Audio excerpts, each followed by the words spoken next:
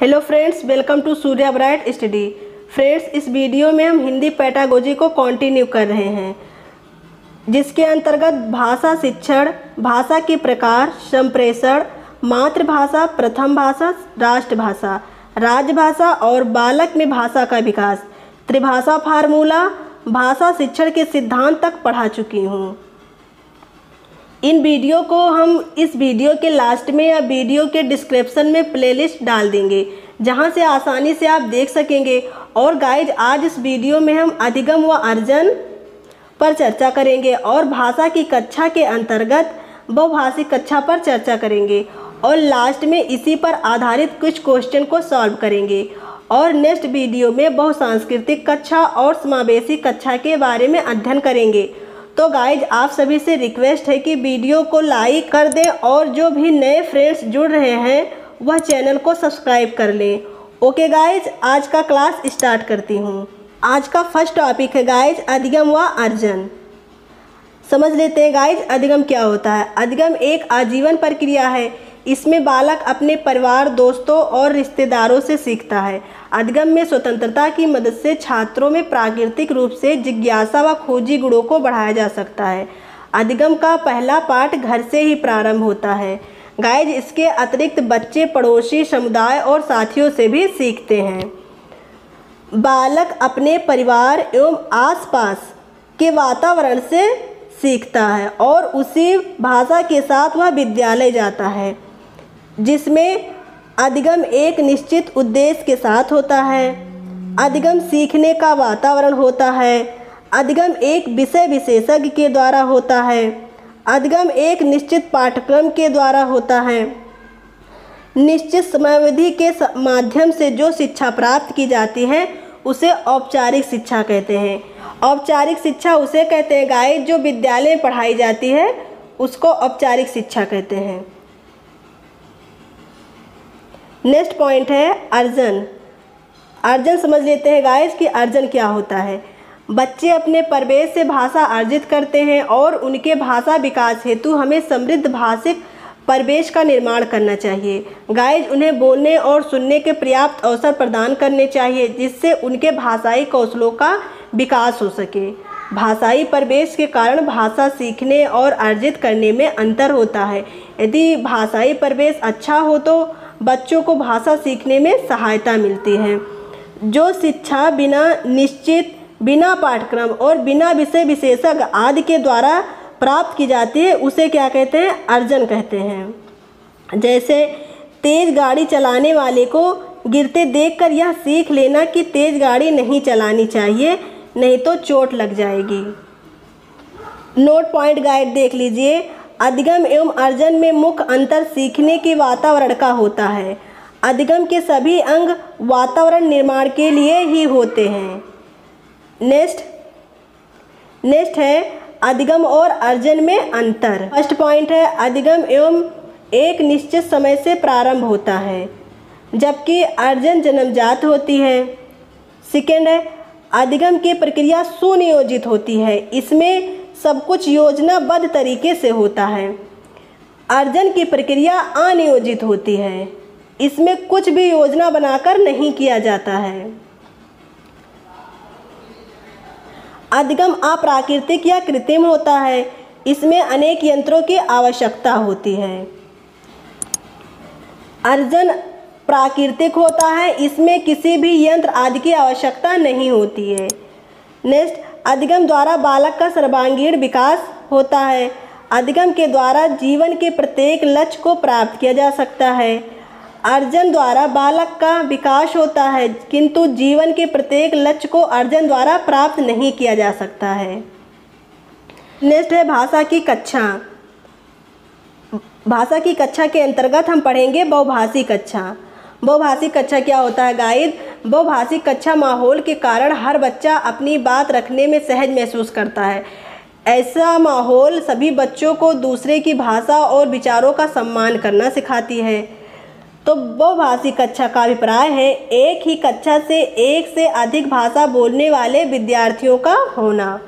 जैसे एक ही कक्षा में हिंदी, अंग्रेजी, मराठी आदि बोलने वाले बच्चे हों तो उसे क्या कहेंगे? बहुभाषी कहेंगे। बहुभाषी कक्षा अध्यापक के लिए एक संसाधन है। ये आपको ध्यान रखना है कि बहुभाषी कक्षा अध्यापक के लिए एक संसाधन है। बहुभाषी कक्षा के लिए आवश्यक बातें जान लेते हैं क्या होता है।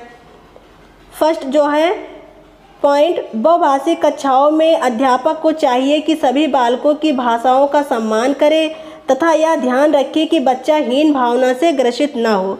तो गाइस, जैसे बहुभाषी कक्षा के संदर्भ में शिक्षक को सभी भाषाओं का सम्मान तो करना ही चाहिए और बच्चों को उन सभी में संवाद करने के लिए तो प्रोत्साहित भी करना चाहिए। यदि छात्र एक भाषा में नई चीज़ों को हासिल करने में असमर्थ है तो शिक्षक को वही अवधारणा एक अलग तरीके से स्पष्ट करनी चाहिए।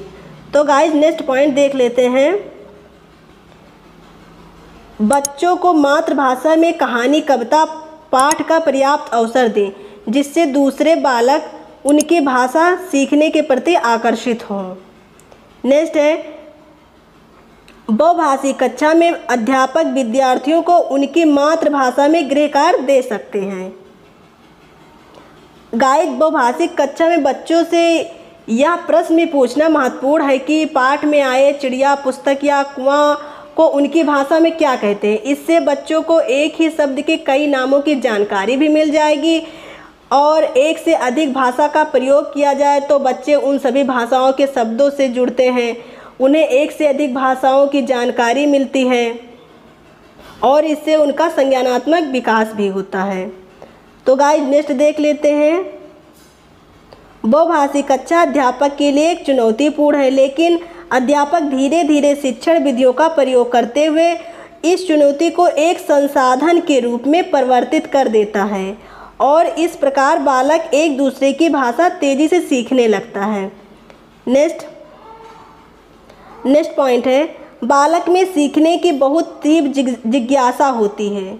यदि एक शिक्षक विद्यार्थियों की एक दूसरे की भाषा सीखने के प्रति जागरूक कर सके तो विद्यार्थी भाषा को बड़ी तेजी से सीखेगा। गाइस, अगर कक्षा में एक से अधिक भाषा का प्रयोग किया जाए तो बच्चे उन सभी भाषाओं के शब्दों से जुड़ते हैं और उन्हें एक से अधिक भाषाओं की जानकारी भी मिल जाएगी और इससे उनका क्या संज्ञानात्मक विकास भी हो जाएगा। नेक्स्ट पॉइंट जो है, बहुभाषी कक्षा के अध्यापक को स्वयं कई भाषाओं का ज्ञान होना चाहिए जिससे वह स्वयं उन भाषाओं का प्रयोग कर सके और सुनकर दूसरे विद्यार्थी भाषा सीखने के प्रति आकर्षित हो सकें। गाइस, नेक्स्ट जो है इसी पर आधारित कुछ क्वेश्चन को देख लेते हैं। पहला क्वेश्चन है, भारत में अधिकांश कक्षा बहुभाषी होती हैं और इसे शिक्षक द्वारा किसके रूप में देखा जाना चाहिए? परेशानी, समस्या, संसाधन, बाधा। तो गाइस, एनसीएफ 2005 के अनुसार बहुभाषावाद जो किसी बच्चे की पहचान का निर्माण करती है और भारतीय भाषाई परिदृश्य की खास विशेषता भी है। शिक्षक द्वारा एक संसाधन होना चाहिए, ना कि परेशानी, समस्या, बाधा होना चाहिए।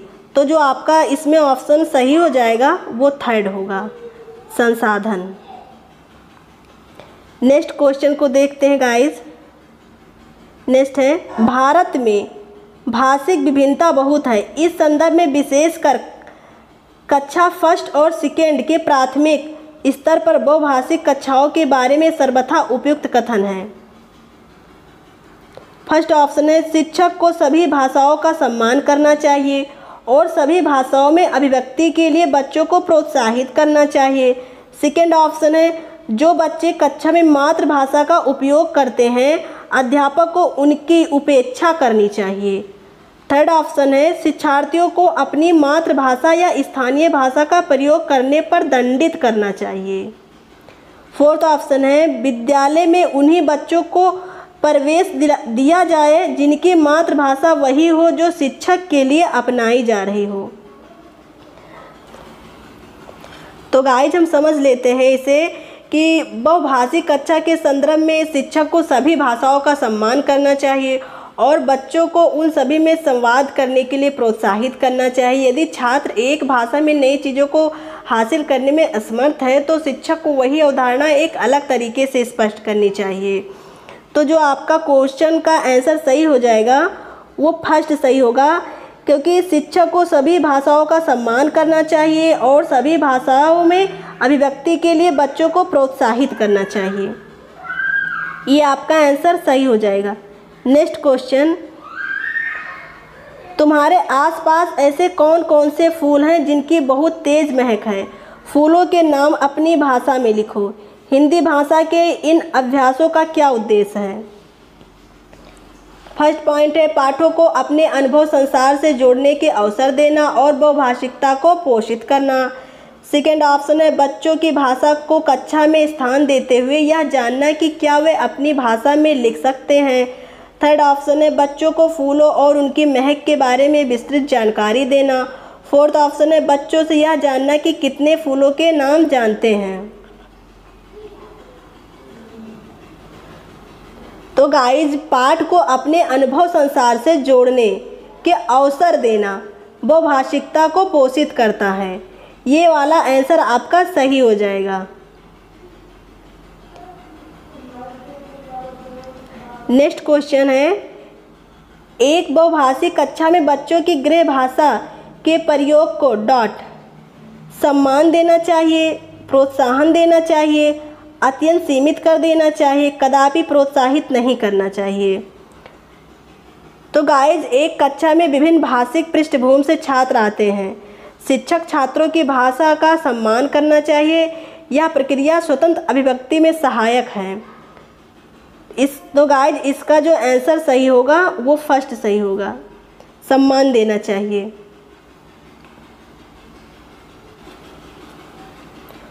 ओके गाइज, सेशन कैसा लगा फीडबैक दीजिए और वीडियो को लाइक शेयर कर दीजिए। Okay, thank you.